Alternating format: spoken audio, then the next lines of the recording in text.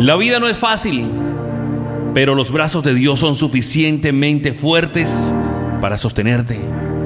Sabes que eres fuerte, eres capaz y estás lleno de potencial. Por eso hoy levántate cada día con la certeza de que tienes un propósito y que con la ayuda de Dios puedes superar cualquier obstáculo. A veces pensamos que es el fin, pero Dios nos dice: el proceso duele, pero tu recompensa será tan grande. Por eso no dejes que el miedo y la duda te paralicen. Confía en el plan divino que tiene Dios para ti. Solo Dios sabe lo mucho que te está costando. Si no fuera por la voluntad de Dios, no podrías soportar ni la mitad de lo que has soportado.